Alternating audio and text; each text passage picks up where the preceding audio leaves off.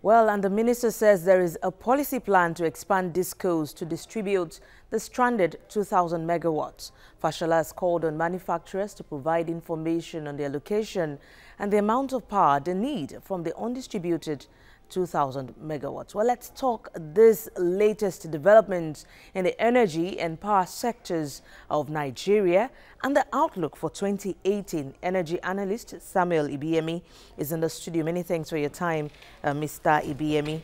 We sincerely appreciate your time on business tonight. Yes, let's begin with power. Power is critical for Nigeria's Africa's largest economy to achieve real-time development.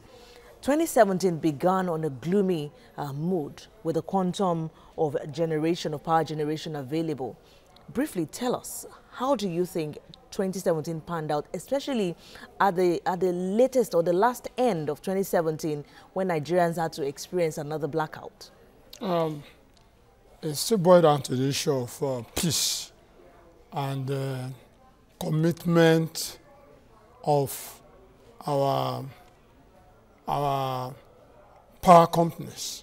Like towards the end of last year, till now, nobody has been able to actually explain the cause of the fire incident, even though the federal government promised to investigate, carry out investigation. Remember, the first system collapse was as a result of the fire incident on the Extravos Lagos gas pipeline, and the second one again on another transmission on the other side of Niger.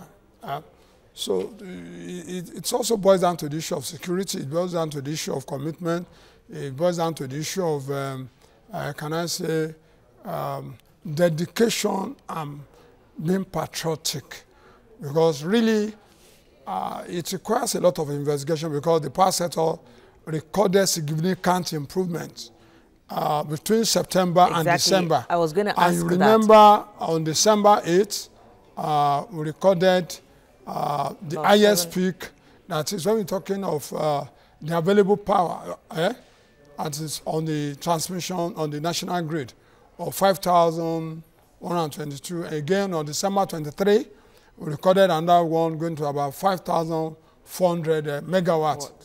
So it calls for question, calls for investigation. If it is not sabotage, nobody has pointed, has identified sabotage.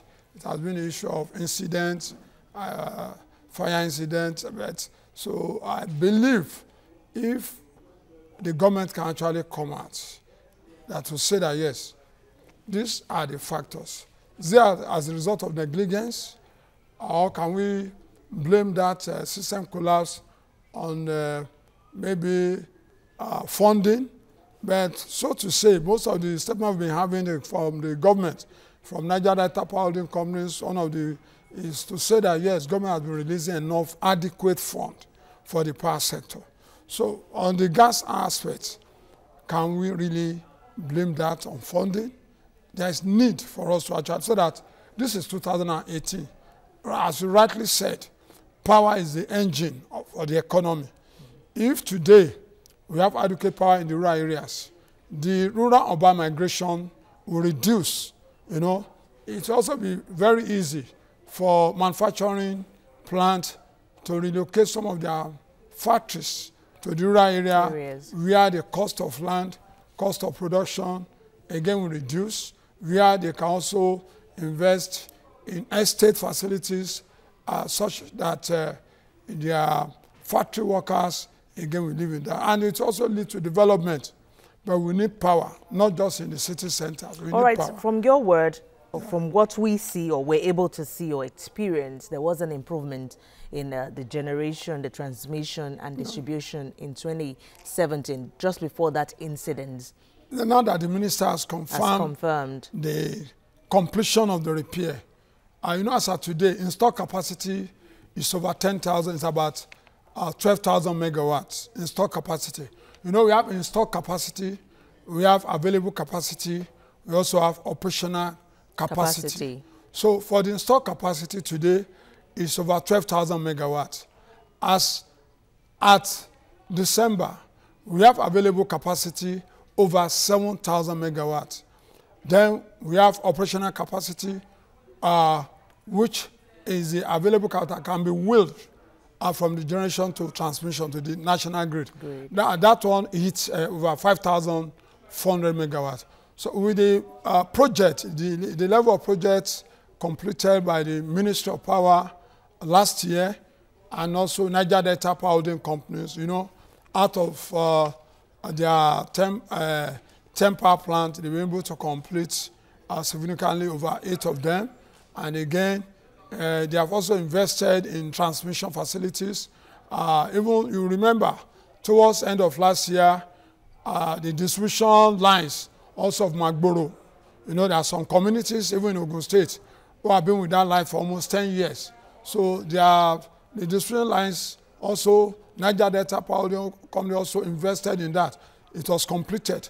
So really, this year, if the government can sustain the tempo for 2017, I'm very sure we should be looking at least let's say 15 hours of power supply average. Okay, but one question begging for answer is, why is it that some areas lack this supply or are not able to get this supply as much as some other areas? For example, let me give you an example now.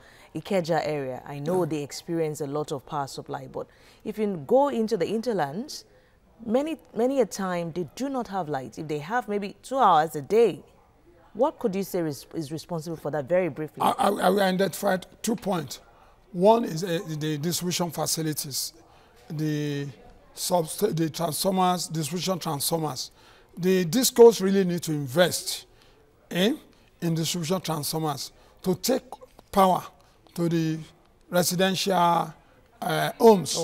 You know, and secondly, the DISCOs have been very, very smart.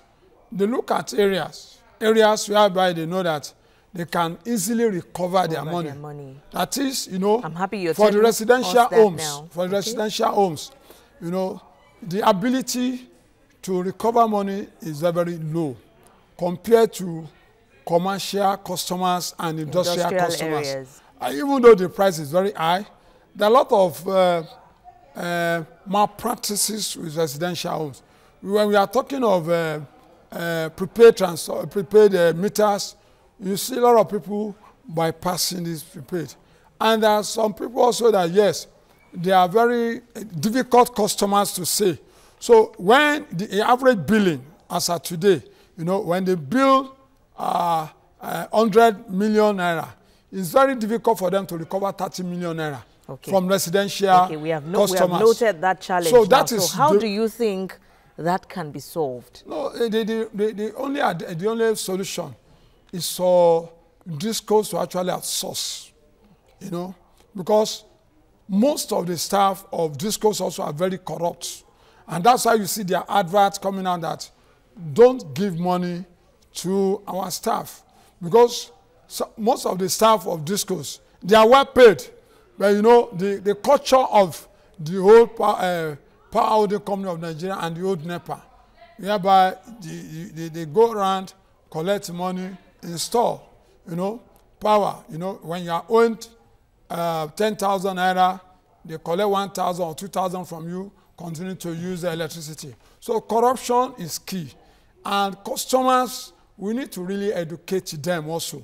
I'm not speaking for them, but customers need to really, they need a lot of education. And yes, if you don't pay these people, they will not have money to invest. Yes. When when the system is down, how do you want them to actually raise money? All right, we'll continue that discussion after the break. I would want to also get your take on the energy sector, especially with this latest report from Bloomberg saying Nigeria is one of the cheapest countries where you can. All right, we'll talk about that after the break. I'd like to speak on that. And in addition to that,